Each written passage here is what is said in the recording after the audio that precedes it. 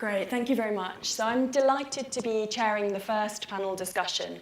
And what we're going to be doing with this session is really just looking at the current landscape around asset ownership and some of the current innovations, some of the leading practices, and opportunities to really accelerate progress across all parts of the investment community.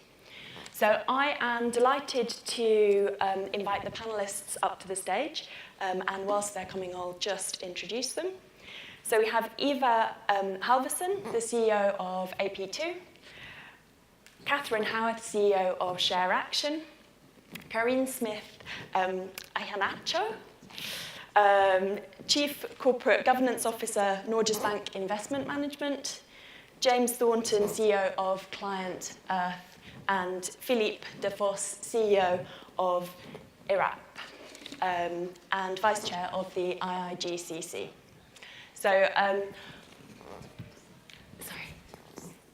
No, this is perfect. Oh. So what we're going to do is start with Eva, Karine, and Philippe, who are just going to talk a little bit about their own work as representatives of 3 large European pension funds, all of whom I think are at the forefront of how do you really understand and integrate environmental risk and opportunity, and indeed social risk and opportunity, into the heart of investment decision making. So I'm going to ask each panelist in turn to share some insights from their perspective, and then bring in Catherine and James to take the conversation slightly broader and look at some of the other drivers and landscape that we're working within. So if I start with, I'm going to go to Eva first to share from an AP2 Swedish perspective. Okay, thank you very much. I'm delighted to be here, and I want to tell you a little bit about AP2 and what we are doing. AP2 is a Swedish pension fund based in Gothenburg on the west coast of Sweden. We're managing around 35 billion euros in almost all asset classes all over the world. We're only 70 people working there, so we're a small organization, and most of the management is done in-house. We think about ESG as a natural part of our overall strategy. We want to invest in the best companies for long term, so it's natural for us to try to integrate sustainability into our analysis. I used to say the one that has the best information wins, and that applies very much for introducing or integrating sustainability in our analysis. Before going on to a few examples of what we have been doing and are doing, I'd like to just talk a little bit about what I think is important to be successful, and absolutely from an AP2 perspective. And those are commitment, culture, and curiosity. By commitment, I mean that you have to have a true belief in that integrating sustainability will make your work better. We talk about this at every board meeting, every management meeting, all the time with our staff, and there's a great interest, not only a true belief. When I talk about culture, at least we feel that we have a strong company culture with a lot of collaboration internally. That means that we get a lot of initiatives when it comes to sustainability from all over our organization, and of course it helps with us being just 70 people. And the last thing, curiosity. Luckily, one of our core values at AP2 is constant improvement. We're never satisfied, and that suits very much working with sustainability. We understand that we don't know everything. It's a constant learning process, and we do that through academia, research, networks like this, peers, colleagues, etc. And going on to what we have been doing a lot. I will not go through everything on that. We were one of the founding signatories of the PRI, and that says something about our early interest in these issues, and we have been working with a lot of things. But I guess a few of my colleagues here will be talking maybe more about the climate issue, which of course is absolutely vital, but I thought that I would mention not a new initiative, but actually a rather old initiative that we have been working with for the last 17 years, since it is the International Women's Day tomorrow. I think it suits extra well, and it's also extra close to my heart. It's something called the Women's Index that we have been producing for the last 17 years. And that is an index that provides facts around the number of women in certain university educations, in private companies as a whole, in certain sectors, in the management teams, and on the boards of listed companies. And we did that. We started with that as a tool to provide facts to the discussion about increasing the number of women in leading top managements. And when we started to publish this index, there were 6% women on the boards of Swedish listed companies. Last year, there were 32. Of course, it's not because of us, but we feel that we have provided to the discussion with some real facts, not fake facts. More generally, I would say that we have been moving on from working to identify risks to look for opportunities. And a few examples of our latest work is that you spoke earlier of the Sustainable Development Goals. I love them. They give us a common language to talk about what each of us can do when it comes to the future world. And we have been relating our portfolio to them as a start to understand, to think about the portfolio in a different way. And for the last years, we have also invested directly in funds and structures that are aiming, directed towards the Sustainable Development Goals. Another thing, coming back to climate, is that 3 weeks ago we reported on our climate work according to the TCFD, which we support warmly. And as far as I know, last week we launched the report in English, so you can go in and look for it. We did, as far as I know, we're the first organization in Sweden to do that. And last but not least, we are extremely proud that we have been creating our own ESG indices internally. We have been working with this for a year and a half, and as we speak, we are implementing the last part of it, which means that a third of our portfolio will be covered by those indexes, since we have a big quant division. So that's a few words, or maybe two. Please come back to me during the breaks if you want to know anything else. Thank you, Eva, and I think that that's quite a few things that we might come back to during the questions and discussion as well.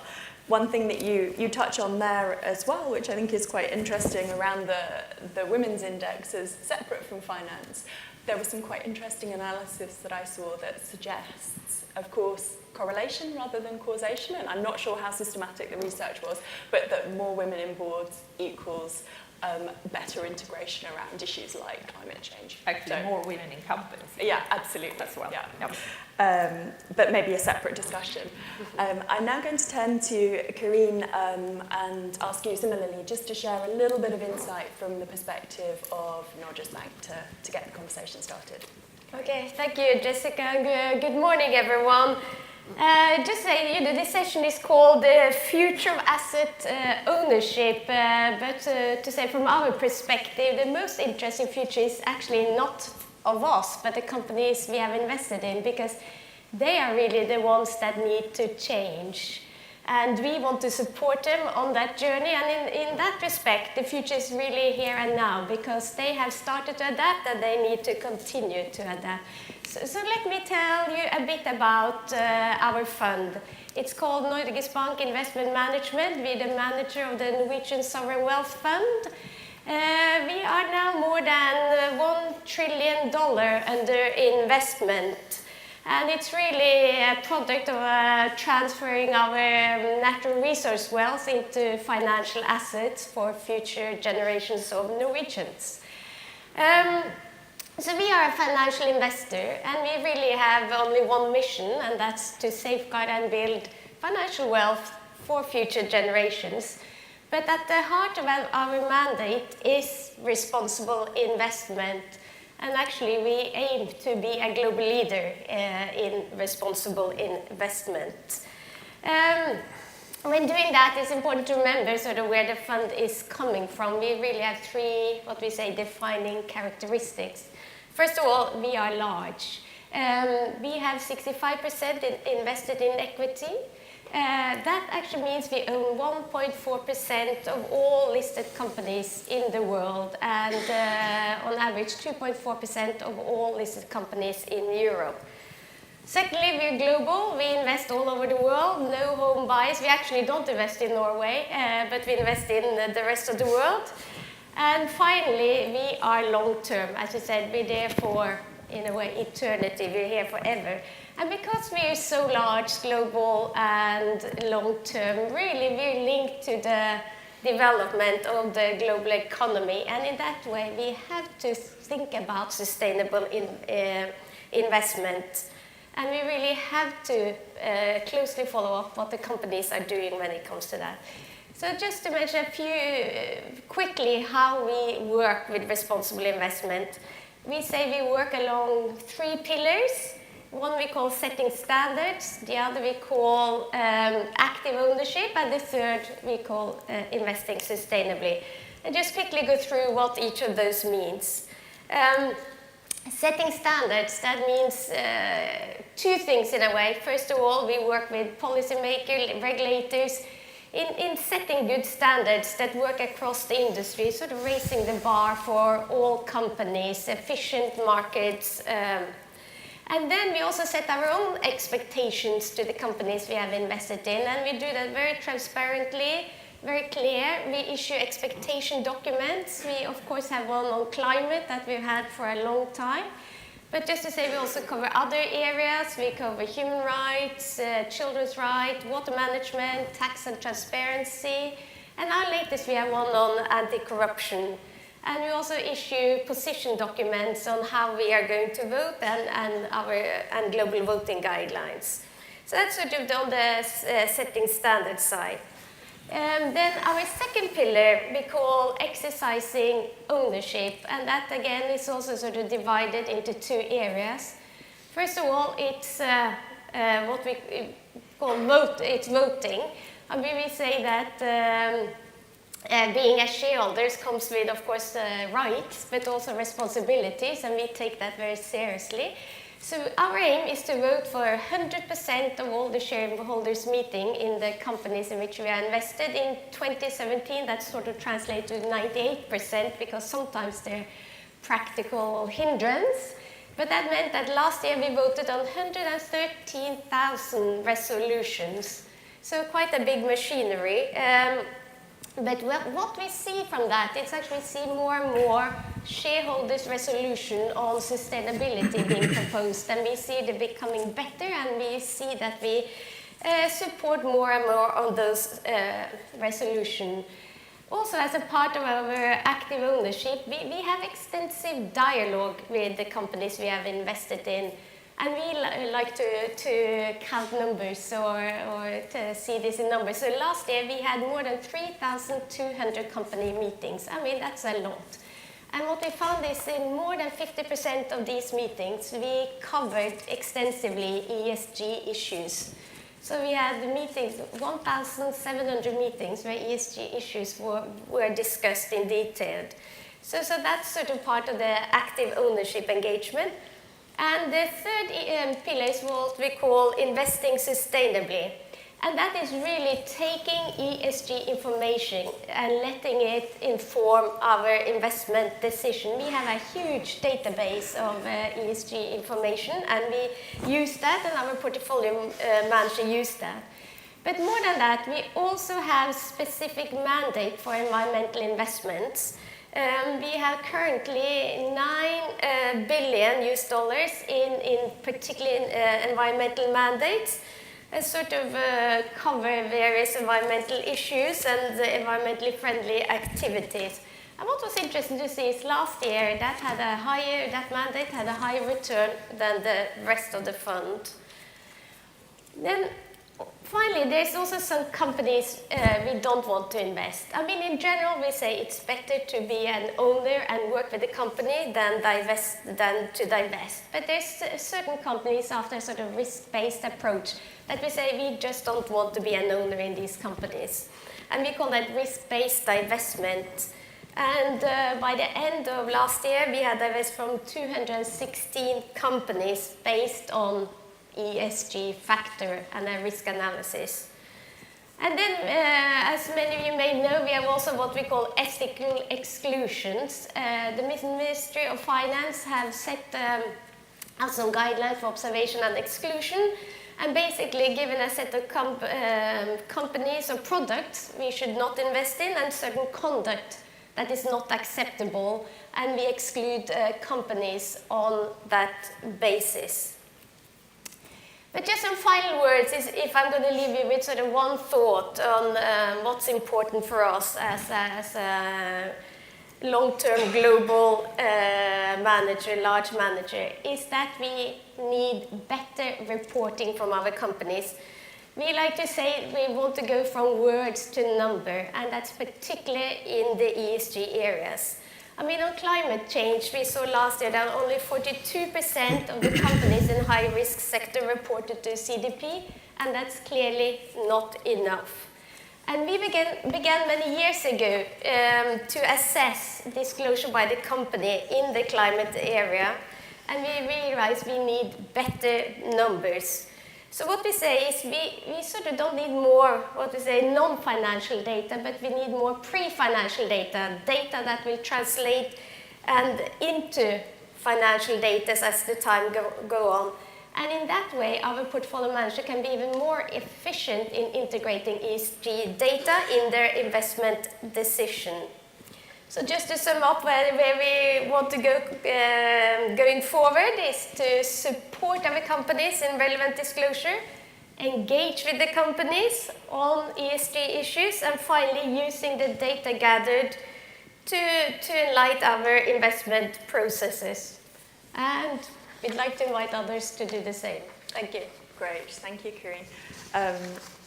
Philippe, turning to you finally from a pension fund perspective, maybe you could share some of the insights from your approach, whether that differs, is similar to, I suspect, a few similar themes, but also some differences. And I believe that there are some slides that should be showing as well. Thank you very much. The title of this session is quite explicit, The Future of Asset Ownership Opportunities for Sustainability.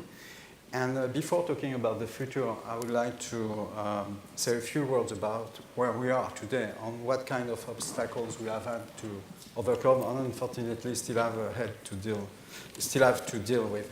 So I would say that there are three words to sum up this situation of this legacy: complacency, lack of transparency, and lack of understanding. So complacency, this is the first slide, if we can have it. Can we get the slides up? Okay, so the next one. Great, perfect, thank you. So complacency, because although pension funds are asset owners, they were not asking much from their investee. This is the sad truth. So our investee have been able to enjoy quite an happy life in the so-called infamous gravy train. And this was complemented by also complacency where there are asset managers for which they were not asking much. So the question is still up today, how many pension funds have set up guidelines for their investment principle? That would be interesting to ask for. And how many pension funds have also made mandatory for their asset managers to implement those principles of investment? So this is the first issue we still unfortunately have to deal with. And lack of transparency is on this second slide. Unfortunately, still something we have to deal with. It's improving, but this drawing, was not that far ago still valid. Companies were not used to provide data and reporting to their investors, and unfortunately, this joke about shareholders being stupid, was sometimes shared by many asset managers, and you all know this infamous quote about dumb money. So this is the second point, unfortunately, that sometimes still exists. But I think the third one is even more a problem, because it's how we investors are considering our own responsibility in investing. And unfortunately, the motto is still lost but together, like we were used to say when we were in the army. We don't know where we are going to, but the principle and the most important is to be as close as together possible. This is the basic concept of tracking error. So we have still those issues to deal with. Short-termism, I guess we will come back on that.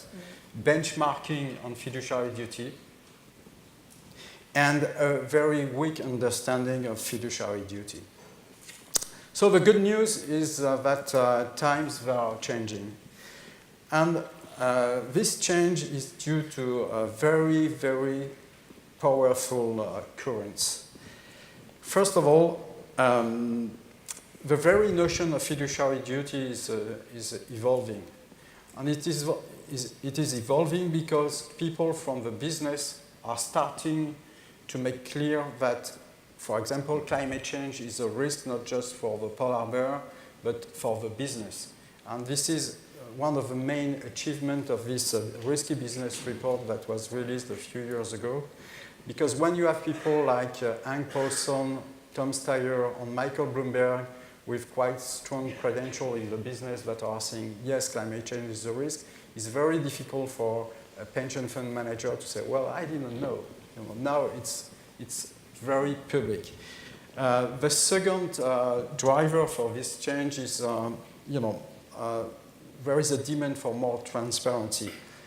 Be it mandatory, like in continental Europe, especially in France with Article 173, or because the very notion of fiduciary duty makes possible now to say you have to provide this data. And maybe the strongest current of all is the millennials. My kids, for example, are very sensitive at their age, much more than I was when I was their age. So that's the good news. So why do at ERAF we take that into account? It's also because we are just a pension fund. And when you are a pension fund, you are getting contributions that you invest in assets that will be the ultimate guarantee of benefits you pledge to pay in quite a distant future. Someone who is 20 today will actually see the result of our investment decision in 40, 50, 60 years down the road. So it means that we have to take into account in each of our investment decisions whether or not the company we are investing in is addressing the challenges that will make it thrive or not in a 2 degrees world, for example. So I think all large institutional investors, and especially the biggest one, they are dealing with that issue. We have nowhere to hide. We cannot say we're going to invest in just a small part of the economy, especially when you are managing hundreds of billions of euros. So our challenge is to invest in companies that are really addressing those issues. And how can we do that? Is by engaging. Engaging through collaboration. I am the vice chair of IIGCC, which stands for Institutional Investor Group on Climate Change. And with our sister organization, Cirrus or AIGCC in Asia, we have, for example, been instrumental in launching this Climate Action 100+, which is a huge, huge initiative. We have, I cannot keep track of the numbers because they are changing quite fast, but I guess the last account was 225 with 26 trillion euro of asset under management. And when all those people are delivering a message that now they want data, they want figures, they want a collaborative dialogue with the companies, they are listened. And I think this is very important. And then after, we will maybe discuss later how more effective we can make that engagement. Is it through divestment of stocks, which is just transfer the risk from one's balance sheet to another? Or is it, for example, through sending a clear message to the people who are issuing bonds regularly that they should not take for granted that large institutional investors like ourselves will renew their position? Because something that is obvious but sometimes forgotten is stocks don't mature, but bonds do. And it is where we can bite a lot. Yeah, great. Catherine, I think maybe coming to you next, and two areas that I might ask you to touch on. The first one is just a few words to reflect on some of the points that Philippe's touched on there around that collaboration, your sense of where the market more generally is at through the work you do with pension funds and other representatives from the financial services sector, and then a little bit more about some of the collective engagement and action that the asset owner community and others are driving. Okay. Thanks. Great. Well, first, I just wanted to actually say thank you to Ben for this whole kind of Northern European partnership. I think it's incredibly timely, incredibly positive. Some of us that, I know there's a lot of people who have come from different parts of Europe. Some of us in the UK do feel like the UK is at risk of becoming a bit of a stranded asset. And we do still have quite a lot to offer, but we want to do it collaboratively with other people across Europe and actually across the world. So these kind of initiatives are truly important as a place where we can share learning and become more emboldened, because that's what's needed. So I thought I'd just say, actually pick up on some of Philippe's points. I mean, what we've got here on the stage are some totally world-class asset owners doing brilliant things, kind of well ahead of the pack. I want to just ground this a tiny bit in a reflection of the fact that by no means is all of the asset owner community at this kind of level. But the asset owners are utterly critical. You know, they have the legal duties to millions of citizens with their retirement savings who entrust these professionals to get it right. They have the long-term horizons, multi-decade horizons, and ultimately they have the capital which can be deployed, and those capital allocation decisions are probably the most important decisions, and they're decisions made at the asset owner level. But frankly, a lot of asset owners still lack capacity, and we've a number of people have reflected about how corporations need to go through a major transformation. I think we have to acknowledge that the asset owner community needs to go through a major transformation as far as what does normality, what does normal practice look like, because these are deeply challenging issues, and it is exceptional rather than normal to have asset owner, the CEOs and key people from asset owners saying that ESG is fundamentally integrated into every decision. That's not yet the norm, and we need to get there. And it's totally achievable, but one of the things it requires is that there is a sort of investment in the capability and capacity of asset owners, because historically there's just been too much outsourcing of everything, including thinking, to third-party providers who have their own incentives and who have their own much shorter-term horizons and so on. So, we can't afford not to really invest in the capacity of asset owners to get this right. And I do think there's some really positive developments. So, the kind of larger Northern European pension funds in Sweden, Denmark, Norway, and so on, have those capacities and capabilities. And actually in the UK, some really interesting things are happening. We've obviously got the pooling taking place in the local authority pension fund sector, where we're going to have some much more kind of mega funds with the kind of capability. And actually, pensions automatic enrolment is leading to the emergence of brand new institutions that didn't even exist a few years ago. The People's Pension probably isn't in the room. It's got 4.5 million members. It didn't even exist a few years ago. They've come into the sector through pensions automatic enrolment. This is going to be an enormous institution of the future, and they get to write it kind of from new. So, there's lots to be positive about the emergence of new institutions in the asset owner space. But the consultants, the asset managers, the data providers, they'll all do what they're told, but they need to have intelligent instructions coming from asset owners. And I think, another really interesting sign is the Japanese government pension funds doing some very interesting work at the moment, not in Northern Europe, I must admit, but around asset manager remuneration and incentives, recognizing that if we don't incentivize asset managers to engage with these long-term risks, then we'll get what they're incentivized to do, which often is too short-termist. And I think, this is obviously a very share action point, but, we're in a digital age. I think the beneficiaries of today will have high expectations of the institutions looking after their pension funds. And actually, it's a pattern in a lot of the best Northern European countries that they do have a very lively citizenry who hold accountable their asset owners. I know that, sometimes that probably feels a bit annoying, but it's actually part of what makes it all work well. So just a few reflections on a piece of work that ShareAction's doing at the moment to try and understand what best practice looks like in the asset owner community globally. We're in the middle of a series of interviews with 20 of the absolutely best asset owners on climate-related financial risk management. A number of the institutions on the stage have been interviewed by us, so I won't repeat some of the brilliant things that they're doing, but just a few themes coming out. First of all, the best asset owners are really thinking about innovation in low-carbon investing.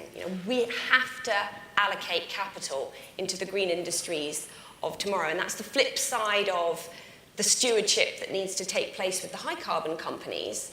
But, we can't really have one without the other, and I think asset owners have been quite cautious about bold capital allocation into green tech, into green industries, but the best asset owners are doing some brilliant work in that space, and we look forward to publishing some of the best ideas that are coming out there.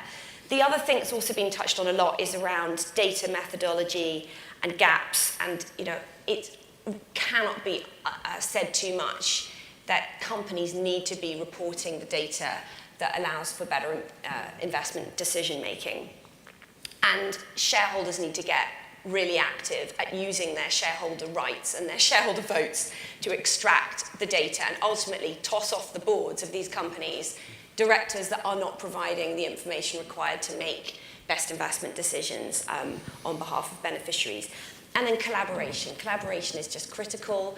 There is the Norwegian Sovereign Wealth Fund, the biggest investor, one of the 2 or 3 biggest investors in the entire world, an incredibly sophisticated investor, but even you have 1.4% of all these companies. It's not enough on its own to be impactful. So there has to be collaboration, even if you're the Norwegian Global Sovereign Wealth Fund. And brilliant to see things like the Climate Action 100 Plus emerging to really raise the game in terms of what that looks like. Shareholder resolutions are really, really important here because they express shareholders taking the initiative. Now, ultimately, you start with an engagement and you say, we expect the boards of companies to take the initiative around transitioning their business models in line with Paris. But if it doesn't happen, then shareholders, I think, have ultimately a duty and obligation to be more active. Dare I say it, activist. And shareholder resolutions are one really important expression for that. And we're involved in a really important resolution that will come to the vote at the Shell AGM in May, and I very much hope that all of the asset owners that are serious about this journey will support that resolution. But it's only one example.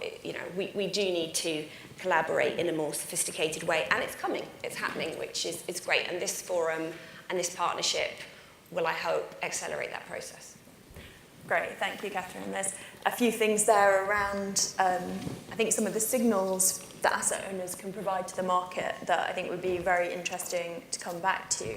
But before we do, finally, James, turning to you, and some of the work that Client Earth is doing. I think one of the things from our perspective that we see as an interesting connection is of course the role of regulation and increasing focus on what the legal responsibilities, duties are, and areas where more clarification in law might be required around something like fiduciary duty, which I know the Environment Audit Committee here in the UK is looking at the moment. And I think you see that interesting connection between greater action by the investment community, which enables greater action by the regulatory community, and then vice versa. So that symbiotic relationship. But maybe a little bit more about the broader perspective of where you see the legal framework currently and some of the drivers maybe going forward. Yes, please. And if you don't mind, my standing years in the courtroom made me more comfortable Please on my do. feet. And going back to Ben's remarks, I'm not sure where the bankers and the financial industry will be in a few years, but I was in Berlin last week, and the German bankers were complaining about unfair practices by the French, and here's what they were complaining of. The French are apparently advertising to English bankers in the following way. When was the last time on a beautiful spring day that you fantasized about taking your girlfriend to Frankfurt? That's a cheap shot. It is a very unfair shot. So I want to share with you two broad categories, really, of ideas about how law can frame the discussion, but also push some of the actors in the field. And those of you who know something about Client Earth will think of us as environmental lawyers. But for the last 4 years, we've been investing quite heavily in company and finance law, which turns out to be, I think, one of the most important areas that we can work in. But I want to start by talking to you about litigation, because it's a very powerful tool. So how can litigation help focus private investment into clean technologies and force governments to act? Our recent experience says it can, and I want to talk about 3 strands of this work. The first is to stop investment from going into new fossil fuel infrastructure, primarily new coal plants, but also oil and gas, since we need to be net zero under the Paris Agreement by 2050, and these projects have a very long life. The second strand is to stop existing uses of coal, and the reason I was in Berlin is we're setting up a German office largely to attack existing uses of coal in Germany, one of the highest users of coal in the EU. And the third, and perhaps the most relevant to today's discussion, is to understand that climate risk is a financial risk and how investments need to be managed accordingly. With that overview, let's go for a few moments to coal. New coal plants continue to be built around the world, but new coal plants are vulnerable to challenge when they're built in a country with a well-developed environmental legal framework, because it gives citizens opportunities to participate in the decision-making and then to challenge decisions. In the EU, challenges to both existing coal and new plants can be successfully mounted, and we've been doing quite a lot of it. Only last week, we as well applied to intervene in a case brought against the European Commission by an industry group called Eurocoal. That case, backed by several German coal companies, is an attempt to undermine tougher new EU regulations on coal plants, which would allow continued investment unsustainably in coal electricity generation. The hope is that by intervening in the case and preventing the German coal companies from winning, we allow the framework to develop in the way it's going, allowing further challenges to both existing and new coal. So it's not illegal to build a coal plant, but it should be. And how can you use existing law when something isn't illegal? So in Poland, when we started the organization 10 years ago, Poland was about to build 50% of the new coal-fired power stations that were on the drawing boards in the EU, 14 huge plants which would have perfectly replicated the Soviet energy policies of the 1950s. We challenged each of those investments, and we took a number of cases up to the Polish Supreme Court. And 9 years later, 6 of those have been canceled, and the rest remain unbuilt. And the idea here is that those billions of euros in investment in what would have been new coal-fired power stations become available for investment in friendlier forms of energy generation. Now, beyond the CO2 emissions, which is the obvious reason for attacking coal, they are a filthy way of generating electricity. According to the European Environment Agency, about 430,000 deaths a year in the EU are associated with air pollution. In the eastern, central and eastern part of Europe, much of that is coal. It contributes something in the West as well. Air pollution in general, though, has a big impact on the finances of countries, and in this country, the WHO calculated that 3.7% of GDP is lost per year due to air pollution and its health impacts.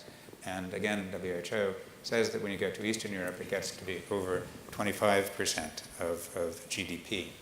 So we need and have challenged dirty air. In the UK, starting in the UK, we brought a case 10 years ago, which has gone up to the Supreme Court. The Supreme Court issued the first injunction in the environmental arena ever against the UK government in 2015, saying clean up the air as soon as possible. The government resisted this and has dragged its feet. It's now had to be brought back by us 2 more times to court, the last time in the last few months. Each time we've won, and the government's been told to clean up the air. There's still much to do, but the government is acting. In Germany last week, we, with our German partners, won a major case that will allow, and this was in the highest court in Germany, and it's a big case because it was a challenge to diesel cars. And in the central and then the western part of Europe, diesel is the prime contributor to air pollution. And we had brought cases in Stuttgart and Düsseldorf, the heart of the German car industry, challenging air pollution and specifically diesel. The courts had said that they would issue bans on all diesel vehicles in Stuttgart and Düsseldorf if the air wasn't cleaned in 2018. This was brought up to Germany's highest court, and interestingly, the highest court said these bans are legal under German law. Now, the chancellor, within an hour, issued a statement saying this case isn't nearly as important as it seems. And you know when that happens that the case is as important as it seems. So these are some examples of ways of using law, using litigation to move things away from unsustainable activity. We've seen diesel vehicle purchases drop precipitously in both the UK and Germany. Last I saw, it was 17% down this year in Germany and 16% here. So this kind of work begins to signal the end of the use of diesel vehicles and creates a tremendous opportunity to move towards the electrification of the transport system. What about more consensual uses of law? The company and finance law does offer great opportunities that haven't yet been fully explored, and we were talking about fiduciary duties earlier. What is interesting to me about law in this respect is that it really captures whatever a culture thinks about itself and its mutual obligations at a point in time. Those understandings of mutual obligation evolve, and they evolve in the realm of facts. Not long ago, a couple of decades, nothing was known about climate change. Now that climate change is indisputable, fiduciary duty needs to and is, although a little bit slowly, evolving to take account of it. So that now that we understand that climate change risk is financial risk, the fiduciary duty needs to move. As the legal duties are clarified, investment and other professionals will need to consider the financial risks of climate change in all of their decision-making. This was already adverted to earlier on the panel. Stewardship of investments must also play a role in this process. Climate change is arguably a principal risk to the oil and gas sector, meaning that companies are legally required to disclose to investors that the future of their business, particularly after the Paris Agreement, is not business as usual. So we've been testing this. In 2016, we challenged 2 companies who failed to adequately report possible impacts of climate change on their business activities, Cairn Energy and SOCO International. We made complaints to the Financial Reporting Council, who subsequently released revised guidance that makes explicit reference to climate-related risk. Both companies then published better climate risk reporting in 2017. It was particularly gratifying to hear MPs in the Environmental Audit Committee a couple of weeks ago make the point to the FRC that it was Client Earth and not the regulator who had spotted these emissions. Now, momentum in this area is growing, and we're excited to see how initiatives at the European level, such as the High-Level Expert Group final report, and the recommendations of the TCFD may lead to legislative change. Again, in Germany, I was talking to senior bankers who were saying that the TCFD conclusions need to be made mandatory. And it's a wonderful idea, and that would help tremendously. We work in China as well, and the China securities regulator recently approached us saying that they would be interested in our input in helping write the new financial, or rather environmental disclosure requirements for all China-listed securities. Now imagine if China were the first adopter of the, in a mandatory way, of the TCFD suggestions. That would be marvelous. And in terms of fiduciary duty, there's much more we can talk about, and I need to sit down now. But one of the things we're looking at is how to specify within the realm of each of the actors in the chain of investment, so each of the actors, what fiduciary duty means in their daily activities. There's a kind of imagination gap that needs to be filled there from a very high-level statement about fiduciary duty to what it means if you're an actuary or if you're a pension fund manager. And we're talking to the Financial Times now about doing a conference later this year with science and fiduciary duty discussion for general counsels of companies to discuss what their actual obligations are in advising their companies, their own obligations, and then what the content of their advice should be. I think there's a tremendous amount of work to be done in actually particularizing fiduciary duties for each of these professions, and that will speed things up greatly. Litigation is a great backstop, and it forces things to move in one direction or another, but this consensual work is vital. Thank you. Great. Thank you very much, James.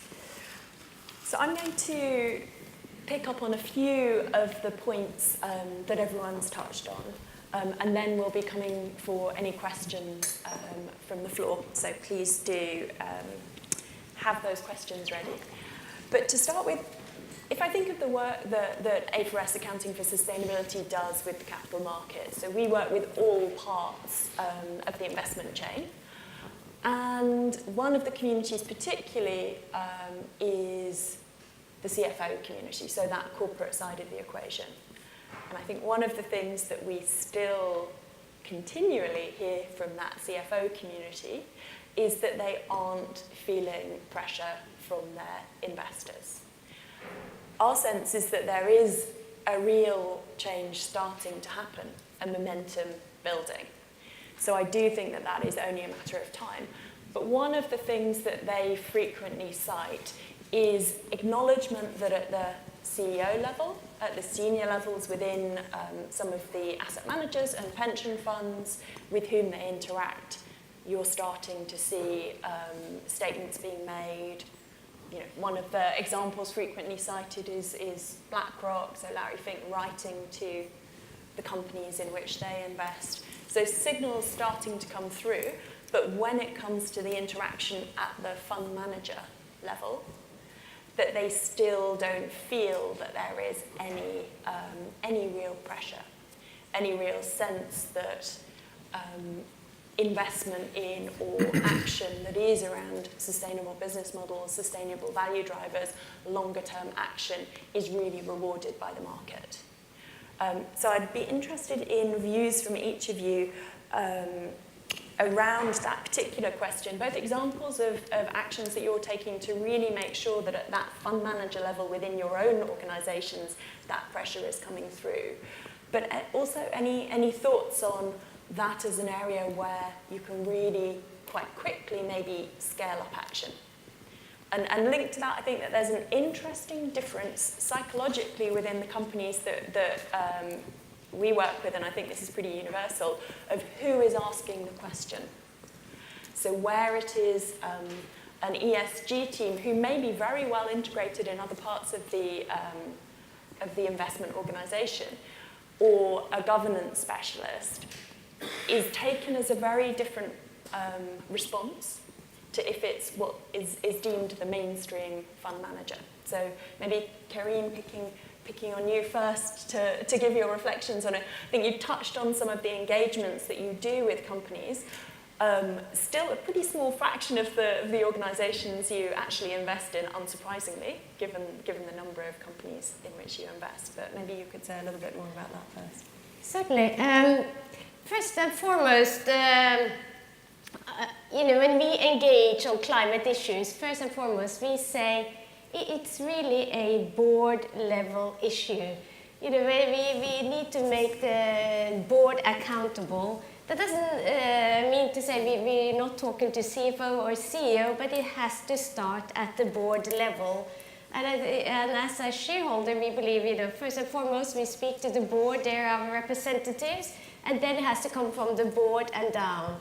And as I said earlier, our main engagement tools is really, the dialogue we have and how we vote, in addition to some of the more broader work around standard setting with contributor regulatory work. So we say we start our engagement with the board, preferably with the chair. Make sure the engagement comes from there, because then I think if it's the message from the top is the right message, it's easier to drive it through the whole strategy for the company. As you say, that maybe it's different whether it's the sort of corporate governance specialist or the portfolio managers. I mean, we very much integrate our dialogue. I'm heading up the corporate governance team, but we work very closely with the portfolio managers, so we have a common message when we talk to the company. And maybe we more engage on the board level, portfolio manager more on a CEO, CFO level, but the message is the same. But as you say, maybe we can get better, maybe we can be more persuasive. But I believe we sort of, with our expansive sort of dialogue program, voting, we at least feel we're making our message sort of reasonably clear. Eva, Philippe, any additional reflections on that, of how you're driving it? Yeah, through your I think it's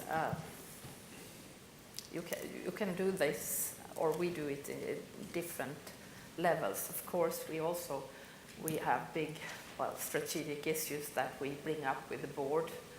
Actually, sustainability is also, as we are in many nomination committees, is also always an issue that we discuss when it comes to the competence in the board. But I think that equally important is that our equities analysts, they meet regularly with the company.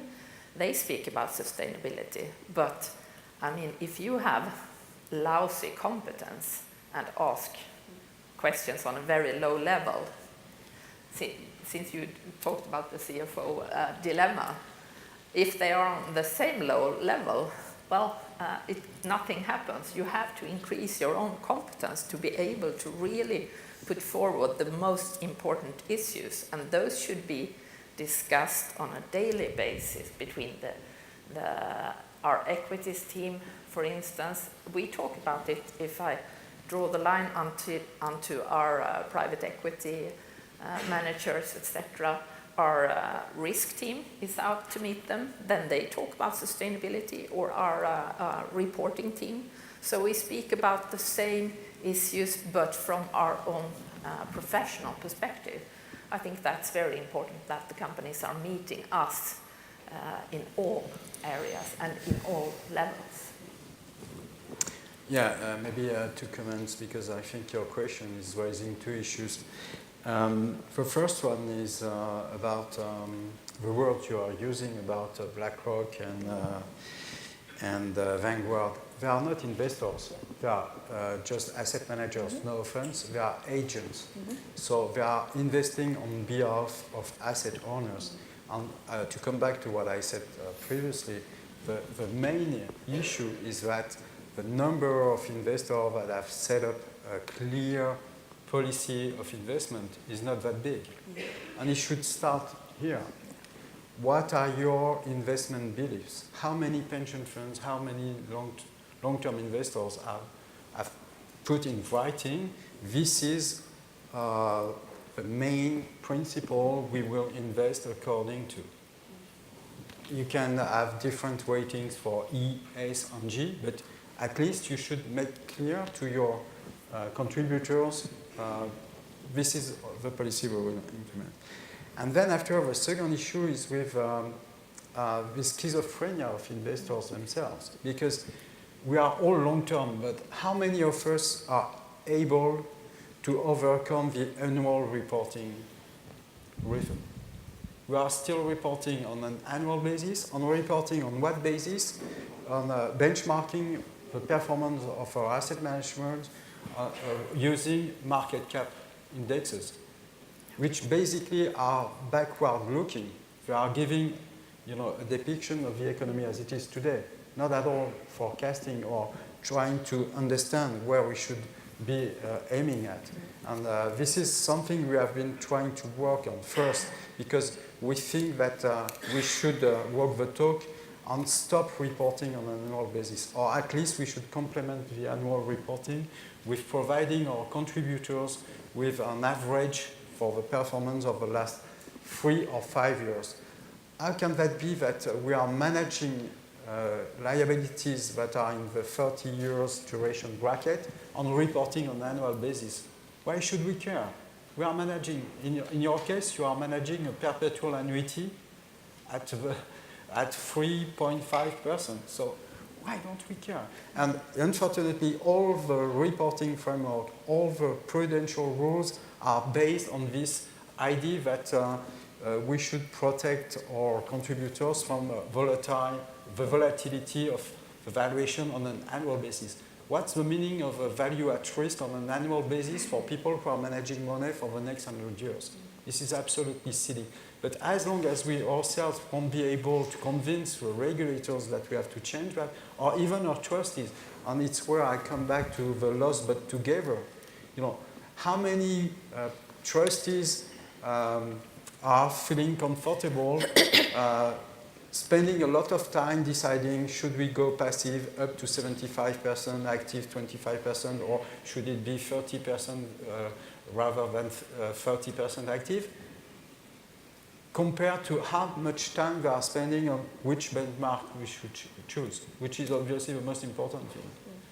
And we also have to clean our own mess, if I can say, because it's a shared responsibility. On the one hand, we have to design a policy and make them public in order for contributors to know exactly what, on all the hold us accountable.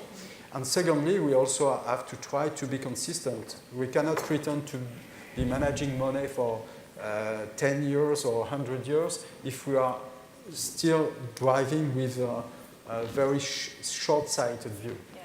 And I think for me that really does pick up on two of the core challenges. One around short-termism, which a number of people have touched on, three key challenges. The second, as you highlight, for a company, often it is that interface with the manager rather than with the owner. And that is the thing that drives a lot of the signals. And for many asset owners, they absolutely have not adopted those kind of principles. So although they may talk about long-term investment, they still look at quarterly performance. And a number of managers talk about being called into the headmaster's office. So you may have a conversation on one level about long-term performance, but you're being monitored quarterly, let alone annually. And that, I think, drives some fundamental problems in the relationship. Although, again, I think interesting examples of the shift there. It also links, if I think of the comment that you make there around trustees and pension fund chairs, one of the things we've just set up is a network of pension fund chairs to share some of the examples of action. Because certainly what we find is that a lot don't hear from others about almost the art of the possible. So actually examples of how others are getting comfortable taking action. And I think that comes back to that conversation also of fiduciary duty, which one would have thought had been clearly stated in most jurisdictions, that you have a duty to consider these issues, that there's clear signals. Just take most recently TCFD and the Financial Stability Board, and your example of risky business, very clear signals that certainly when it comes to issues like climate change, it is about financial issues, it's not about social or environmental. So, Maybe yeah. Just to complement what you said, the way we are understanding the word sustainability is not the same when you are 20 or you are 60. Yeah. Before getting rich with oil in Norway, they were fishing. So they have a clear understanding of what sustainability means. If you fish too much for too many years, at the end you won't be left with any fish. If you are 60 and very close to retirement, you can invest in companies without paying too much attention to their ability to thrive in the future.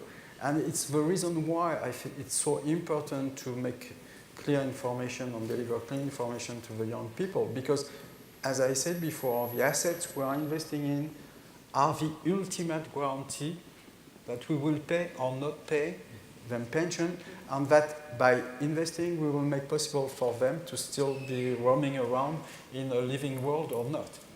Yeah. Catherine, maybe looking at the whole question also of debt finance, I know that's an area you've been doing a lot of work on. I think some of the conversations have been touching on more the equity side of the equation, and particularly where it comes to getting in place some of those infrastructure of the future, and really looking at how some of these issues might impact future cash flows. I think it's an area that you're starting to see a real shift happening. So is there anything from the work you've been doing there that you Yeah, well, I mean, I'm be a bit humble about the work we're doing. It's sort of preliminary, but we do think that the responsible investment discussion has been very equities heavy, and whilst that makes perfect sense in the sense that shareholders have, critically important and valuable rights, underused a lot of the time, principally the right to vote in or out of boards, people that you deem competent to manage your capital risk as an equity holder. But actually, modern capital markets, companies are not actually coming for equity very much to capital markets. They're debt financing themselves a great deal, and actually asset owners need to do a bit more to sort of join up the dots between their debt teams and their equity teams and really think in a smart way, what is the transition journey that we want these companies to go on, so that they are both at a stock and individual company level, safer for the long term, but also that their impact more broadly are sort of consistent with the long-term best interests of our beneficiaries, and how do we join the dots between our all of these high carbon companies are constantly refinancing their debt. Where are the asset owners saying, well, actually, we're going to have some conditionality now. We will refinance those debt programs if you are showing Paris-compliant business models. I mean, that would be sending such a fantastic signal into corporate boardrooms. And actually, I think the other side of the equation, which we have been doing a lot of work on, is bank financing. So particularly on the kind of where are the green industries of tomorrow getting financed? Some of them are coming to capital markets and doing IPOs, but most of them are going to banks. It is really important that asset owners with holdings in the banking sector are asking smart questions about the carbon intensity of loan books, about the transition plans of bank boards, because I think that's one of the really key unlockers of the transition. And there are some really fantastic developments.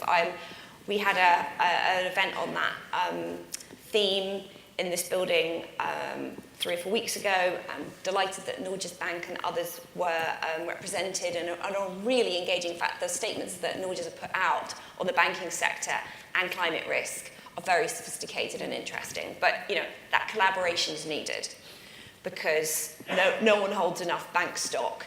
And by the way, when it comes to the banking sector, they of course are really important service providers. So we need to again join up the dots. Yeah. Why are we giving business to sell-side analysts that aren't totally focused on this transition journey? So I think there's just this amazing amount of power that the asset owner community holds, and they've got all the cards in their hand, but do need to be more bold and collaborative about using them.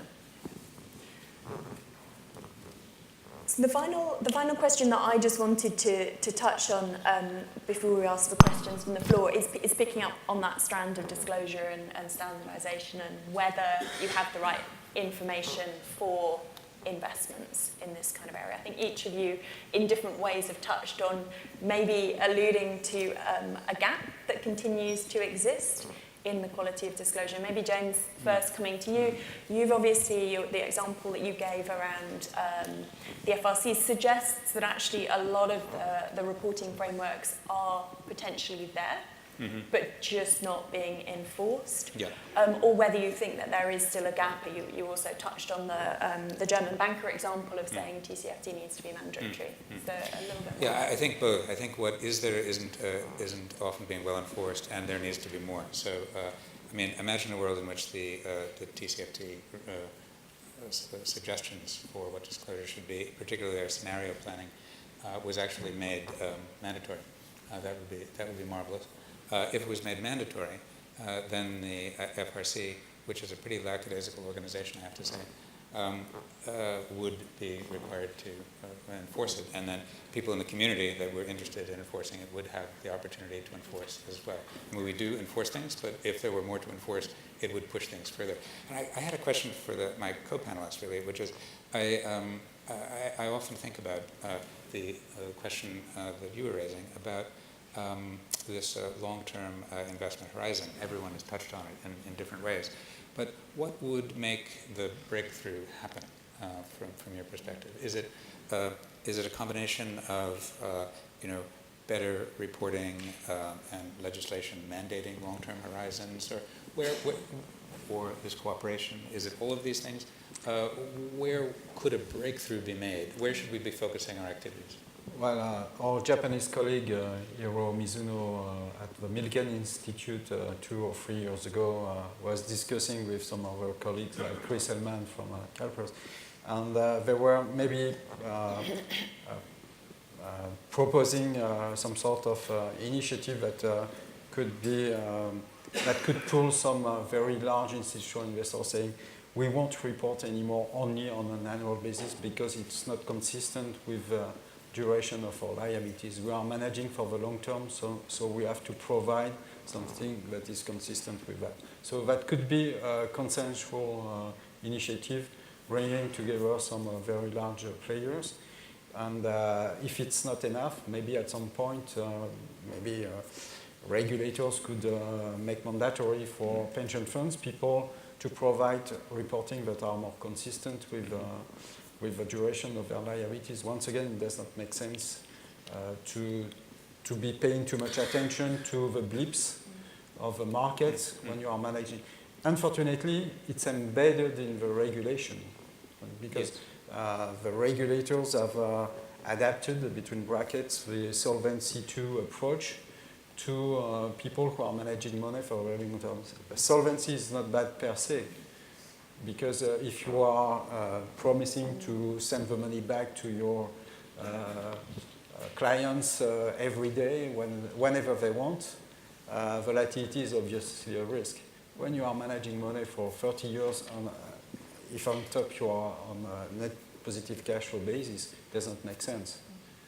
And at some point, maybe we should also envision the possibility, in case of stress, to open a repo to pension funds in case they are so stressed that they cannot just make good on the promise they have to pay for 1 year, rather than to make mandatory for them to sell assets at the worst moment.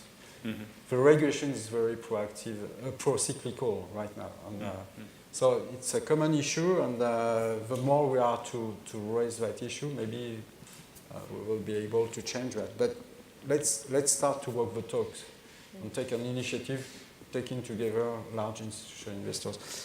Maybe just a point on regulation, because I was really struck by the fact that with the car exhaust test, we discovered, we knew, but we had a vivid proof that corporates who are invested in are spending millions of euros, 10 million of euros, to fight against things we are trying to get in Brussels.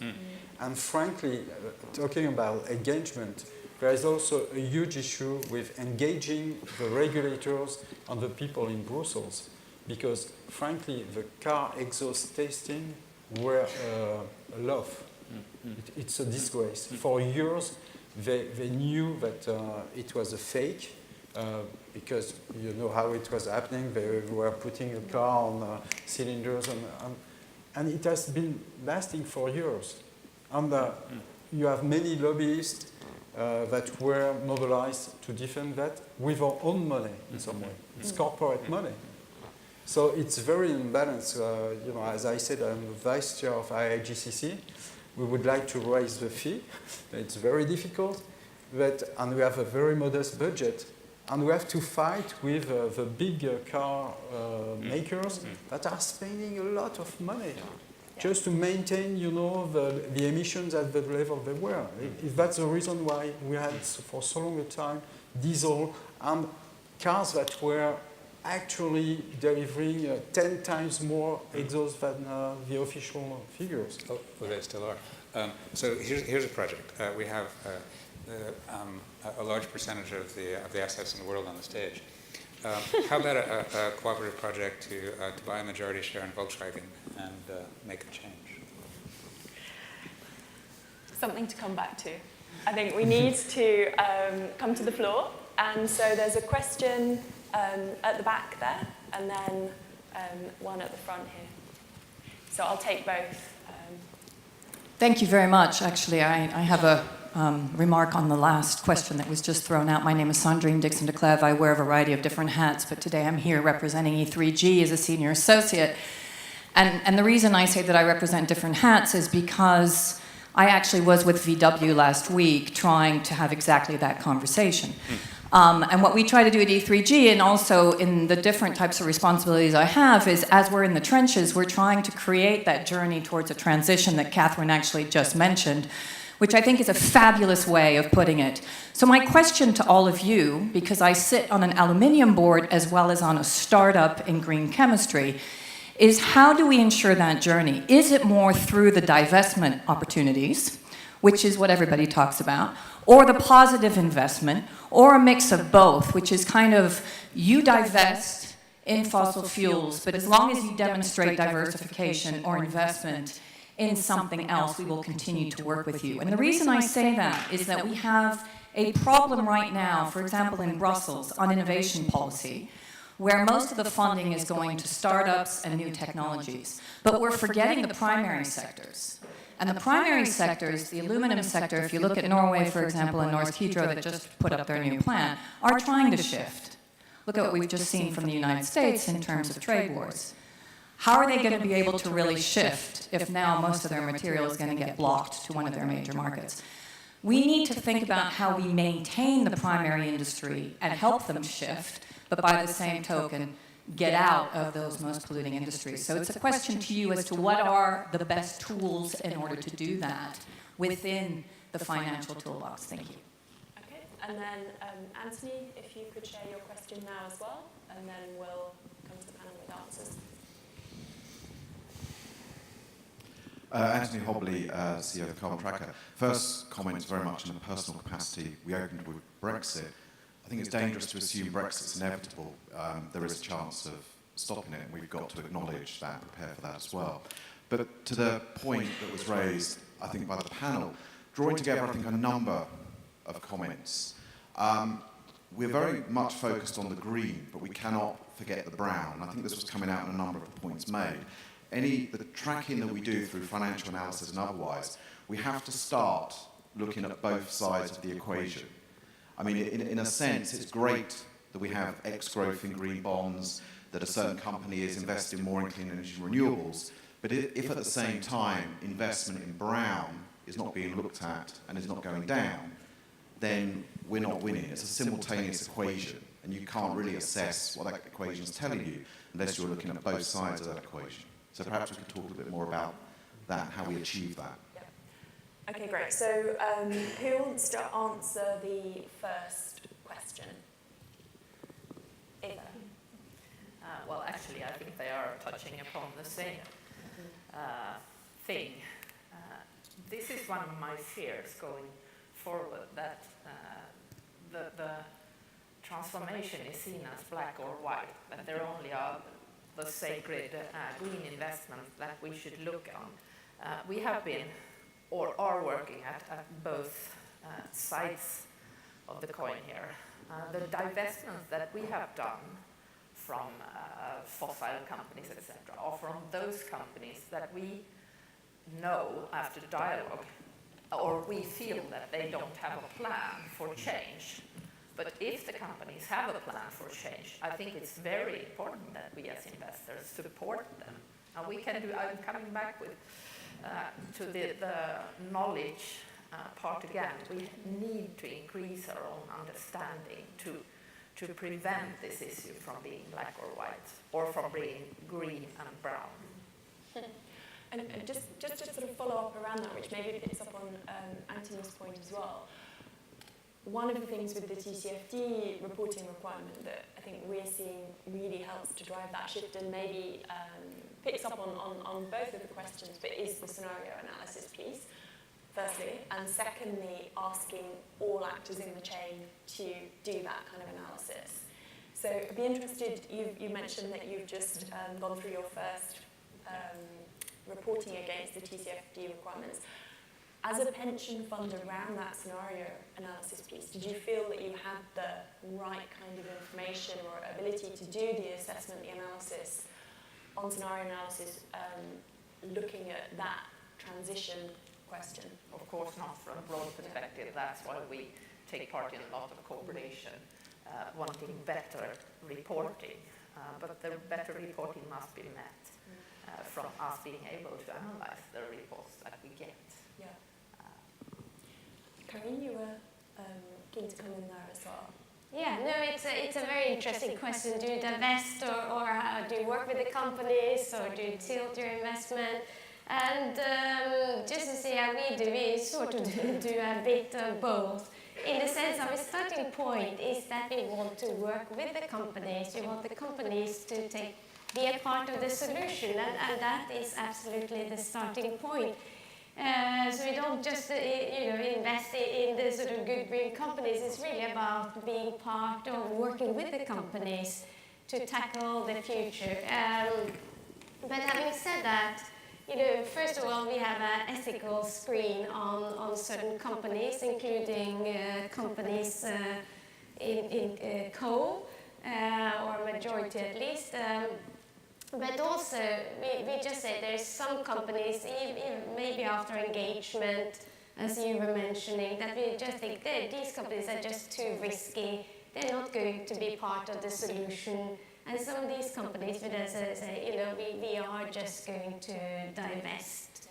So we have sort of a mixture of both, really. But I would say most of our work is really to work with the companies. And I think that is what's going to change the world in a way, by working with the companies to make the companies become part of the solution. Maybe one way to avoid to have to divest at some point is not to start by investing as a first instance. And it comes back to what kind of benchmark you're using. If you are using market cap, you are invested in all the companies of the investment universe. So at some point you realize that maybe you are not comfortable with that company. So it's just to say that if you have designed this investment policy that your trustee think is consistent with your mission, maybe you will avoid investing in companies you are not comfortable with.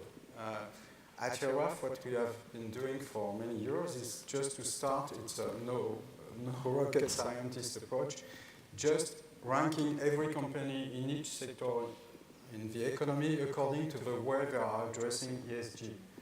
And the bottom quartile is excluded. So it's not to say that the free quartile left will always be good companies. We are there are 50 shades of grey. It's a continuum. It's not to say that they are the best of the best, but they are better than the others. And I think it comes back to what should be the first step taken by pension funds or long-term investors. What is the investment universe you want to invest in? Do you start with the universe as it is, considering that market efficient theory is still valid, although we have been demonstrated many times that it does not work? As long as we are unable to zoom back and reconsider the way we are addressing those issues, we are going nowhere. And I think you're starting to see more funds, more pension funds feel comfortable with that kind of approach. Yeah, because when you are big, at some point, you cannot implement ESG policy or sustainable investment policy without implementing some sort of best in class, I think. Because you are just too big. You cannot just say, I want to invest in that sector. You are invested in the whole economy. You just want to avoid the worst of the worst and try to invest in the best or the better actors in each sector. Any other questions? So if I come to those three there. Thank you. Alex Bakawi, Council on Economic Policies. I wanted to follow up, Philippe, on your comment on political lobbying of companies, because I think you're absolutely right, but it's also a very weird situation that the companies you own spend more on money than what you can spend, even though you own them. And I've always found it striking that I think we do so little in the ESG world on that topic. And I'd be interested what asset owners do on that. How accountable do you hold companies in aligning their lobbying activities with their sustainability principles, and what possible next steps could be? Okay, great. And then there were two other questions all in a row. Yeah. Thank you. Katya Permanova, I'm from Moody's. This is the question to the entire panel, really.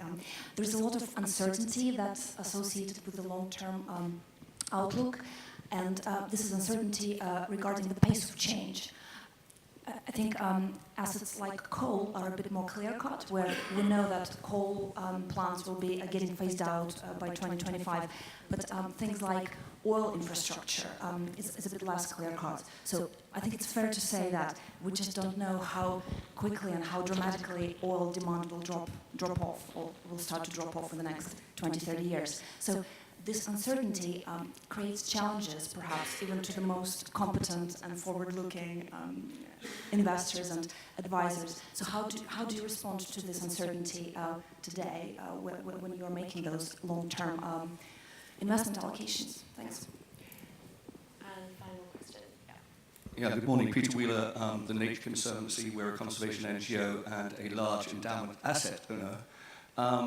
The conversation here is about sustainable finance, but I think almost all the discussion has been about climate.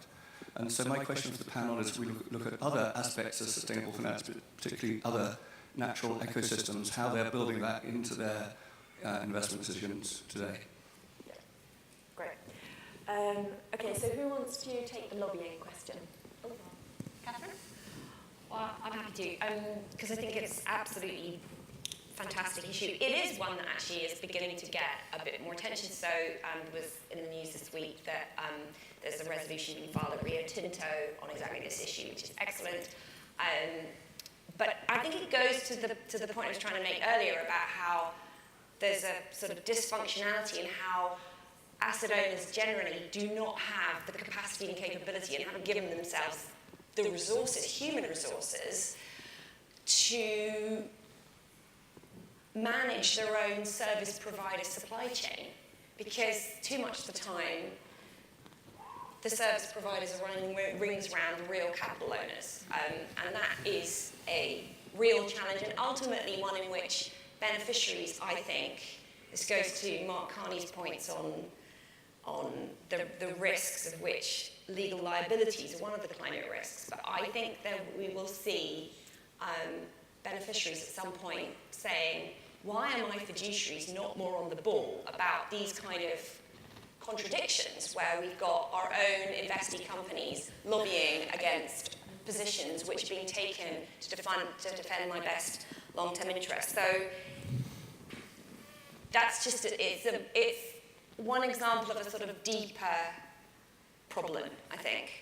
And then I just wanted to get to the really interesting question about uncertainty. There is radical uncertainty, I think, but that's why the Paris Climate Agreement, the Sustainable Development Goals, create a roadmap around which asset owners can start to make decisions.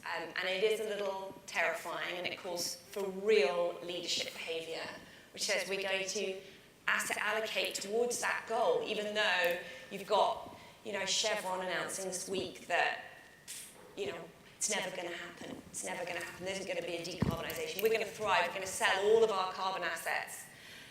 We have to say that's wrong, but there is a sort of leap of faith required, and that's what real leadership looks like, I think, in the asset owner community. But no one else in the global economy can do it. And you've got the best in the world sitting here on the stage, and we need to replicate that behaviour and build it. And collaboration between asset owners is going to be the name of the game in the next few years on this. So Philippe and Karine, and then I will come to James and Eva for just final comments. So, but also picking up on Peter's point on... Quite rapidly on uncertainty. I'm not so sure there is so much uncertainty. From a very financial point of view, there are things we know for sure. The marginal price of renewable is going one way, down. Solar price is going down. What will be the speed at which we will reach that level? I don't know, but it's going down. The price on thermal coal power plant maybe is fixed. Yeah. Nuclear power plants, it's increasing because there are safety reasons with the current technology. So from a very basic financial point of view, you have to think twice before committing capital for 25 or 30 years, because when you are financing a thermal power plant, you are committing capital for making financial returns calculation on this basis, because if down the road, 15 years ahead, there is a political decision or a change in prices that say, well, it's over, what will you do with your local power plant? It will be quite difficult to convert it in a nursing home or hospital or whatever. So it's a virtual stranded asset. So that's the first one. So there is uncertainty, yes, but there are some things we can consider as, almost sure. And about lobbying, I think, once again, I'm not sending a commercial for IGCC, but it's funny sometimes we say, should we raise the fee by that amount? Or some people say, wow, is it not too much asking from our contributors? How much money has been lost by shareholders on VW? Yeah. And when you are fighting after a class action on winning, you say, great, we get some money. Well, but where does that money come from? It's your money. Yeah. So Karim, maybe you could pick up on the point that Peter raised of how are you addressing other key, whether it's environmental issues like the question of biodiversity and ecosystem collapse or... Yeah, certainly. Thank you, Peter. Of course, sustainable finance is more than climate. And as I said in the beginning, we want to be a predictable owner, so we set out our expectations clearly to the companies and expectation documents. And we have other focus areas than climate. We have expectation documents on human rights, children's rights, as tax and transparency. But interestingly, maybe for Nature Conservancy, although we haven't come up with a document yet on biodiversity, is that we will come out not too long with an expectation document on oceans, and that will sort of at least address some biodiversity when it comes to the oceans. And but of course, in more broader terms, biodiversity, environmental issues, of course, very important issues also. So I agree, it's important to not sort of forget other sustainable issues in the climate discussions. Okay, so we're out of time, so I'm going to ask Eva and James just to give one closing thought, and particularly coming back to the whole purpose of the conference. So if there's one thing that you think from a Northern European partnership could really be focusing on taking the strands of the discussion in this opening panel together, what is that area of focus that is really going to have a significant impact? James, maybe you first. Well, for me, it would be continuing the discussion on fiduciary duty and how it plays out in all of the day-to-day professional activities of all the actors in the investment chain, from the asset owners through to everyone else. And it would be great to keep a dialogue going on that and to push that very hard, because to bring legal tools in there to not only allow people to see what they should be doing, but to realize what they need to be doing. And then on a completely separate note, it would be great to hear from people during the course of the conference and after on big investments that aren't being made by the actors on the stage and the people in the room. I'm very concerned about China's Belt and Road program, for example. Has a tremendous impact on sustainability in the world. And then we have $1 trillion in investment that's going to be going in there, very different kind of investment. But from the very sophisticated investors here, if there are ideas about how that might be influenced to move in the right direction, it would be very welcome. Eva, final word. That each one of you take your small step. Don't think that you have to be Norges Bank or AP2 or anybody else. Try to keep your eyes on your ball. There are so many initiatives right now. That's great. They can inspire you, but don't switch strategy from day to day. Try to do your thing, and that will help. And glance at the SDGs. They will help you. Great. Well, thank you to the panelists, and we'll hand over to the next session. So, thank you.